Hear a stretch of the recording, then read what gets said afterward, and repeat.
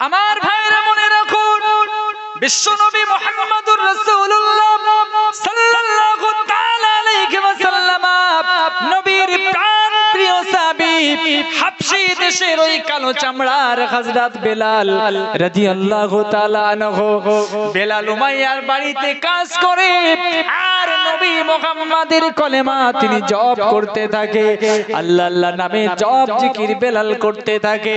Umayya সহ্য করতে পারেন না গো, বেলালকে বারংবার নির্দেশ দেওয়া হয়েছে, বেলাল আমার বাড়িতে যদি তুমি থাকো এই কলেমার প্রচার প্রসার করা তোমার বন্ধ লাগবে। হযরত বেলাল রাদিয়াল্লাহু তাআলা আনহু বলেছিলেন, মনিব আমার জীবন বিলীন হয়ে যাবে, আমার জীবন শেষ হয়ে যাবে, তবু আমি বেলাল আমার জবান থেকে আল্লাহ আল্লাহ নাম আমি বন্ধ করব না। একটু মহব্বত করে বলুন সুবহানাল্লাহ। হযরত বেলালকে দেখতে পাওয়া যেত মাঝে মাঝে উমাইয়ার লোকজন বেলালকে নিয়ে মরুভূমি তপ্ত বালুতে নিয়ে যাওয়া হতো, আর বেলালের গায়ের জামা কাপড় খুলে দিয়ে খালি গায়ে বেলালকে শুইয়ে দেওয়া হতো গরম বালুর উপরে। বাবা ওই গরম বালুর গরম বালু তাপ বেলালের পিঠের দিকে যখন লাগতো, বেলালের পিঠে চামড়া পুড়ে যেত। আবার কখনো কখনো দেখতে পাওয়া যেত বেলালকে ওই মরুভূমির বালুতে শুইয়ে দিয়ে বেলালের বুকের উপরে বড় বা ভারী ধরনের কোন পাথর অথবা কোন ভারী মানুষকে বসিয়ে দেওয়া হতো, যাতে বেলাল ওই গরমে তাপে যন্ত্রণা সহ্য না করতে পেরে যাতে উঠে না আসতে পারে, তার উপরে পাথর পর্যন্ত চাপিয়ে দেওয়া হতো, তবু বেলালের জবান বন্ধ হতো না গো।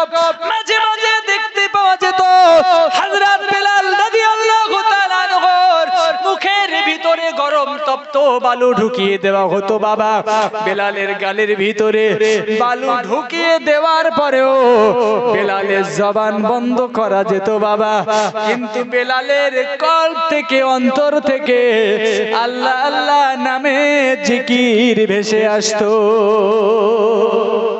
একটু মহব্বত করে বলেন না সুবহানাল্লাহ। নবীর সাহাবীর এই কষ্ট সহ্য করতে পারলেন না, নবীর কাছে নালিশ করলেন, ইয়া রাসূলুল্লাহ আপনার বেলাল এত কষ্ট পায় আমরা সহ্য করতে পারি না, ইয়া রাসূলুল্লাহ বেলালকে আজাদ করলে কেমন হয়? 40,000 দিনার দিয়ে হযরত বেলাল রাদিয়াল্লাহু তাআলা আনহুকে ক্রয় করে আনা হলো আপনার উমাইয়ার কাছ থেকে। সাহাবীরা বেলালকে নিয়ে আসলেন, বেলালকে নিয়ে যাওয়া হলো নবীর দরবারে।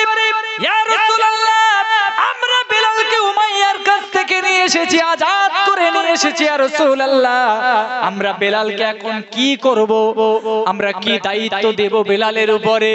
আল্লাহ পাকের নবী বললেন, সাহাবীরা আমার বেলালের উপরে এত অত্যাচার করেছে, এত নিপীড়ন, এত স্টিম রুলার চালানো হয়েছে, এই সাহাবীরা মনে রেখে দাও আমার বেলালের উপরে কোনো কাজ দেওয়া হবে না, আমার বেলালের উপরে কোনো ভারী দায়িত্ব অর্পণ করা হবে না।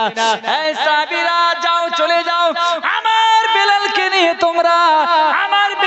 নিয়ে তোমরা দেরি করো না, আমার বেলালকে নিয়ে তোমরা মদিনার মসজিদের মুয়াজ্জিন বানিয়ে দাও। জোরে বলেন না সুবহানাল্লাহ। গজল কটা বাজে? ওই 5 মিনিট বাজে, তার মানে 4 মিনিট আছে, একটা যদি শেষ করি তাহলে সালাম কিয়াম হবে কখন?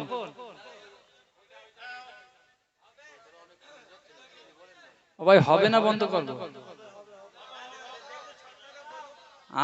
আমি মালদা পর্যন্ত বাইক চালিয়ে যাওয়া লোক, সমস্যা নেই, আপনারা চাঙ্গা চাইলে আমি চাঙ্গা, কিন্তু মজলিসের একটা শৃঙ্খলা থাকে, কমিটির একটা ব্যাপার থাকে, আপনাদের আর কষ্ট দেব না, আপনাদের আর কষ্ট দেব না। অনেক আলাপ আলোচনা আপনাদের কাছে করেছি, অনেক আলাপ আলোচনা করেছি, তার মধ্য দিয়ে কমিটির নিবেদনে কিছু গজলও আপনাদের কাছে বলেছি। যতটুকু বলেছি আল্লাহ পাক আমাদের সবাইকে যেন এর উপরে আমল করা তৌফিক দান করেন। বলুন সকলে আল্লাহুম্মা আমিন। জোরে বলুন আল্লাহুম্মা আমিন। আমরা কেহই জানো কিয়ামতের ময়দানে আল্লাহর নবীর সুপারিশ থেকে যেন বঞ্চিত না হয়ে যায়। আল্লাহ আমাদের নসিবে কবুল করুন। বলুন সকলে আল্লাহুম্মা আমিন। সন্ধ্যার পর থেকে অনেক ওয়াইজিনের বক্তব্য ওয়াজ আমরা শুনেছি, খুব মূল্যবান বক্তব্য আপনারা শ্রবণ করেছেন। আমিও ঘরে বসে বসে কিছু শুনছিলাম। আসুন সেই আমিনার লাল, আরবের দুলাল, মক্কার বাতি, মদিনার জ্যোতি, অসহায়ের সাথী, ব্যথিত দিগের ব্যথী, নবীদের কান্ডার, রাসূলের সরদার, পেয়ারা হাবিবের দরবারে একটু সালামের তোহফা পাঠিয়ে দিয়া নবী সালামুন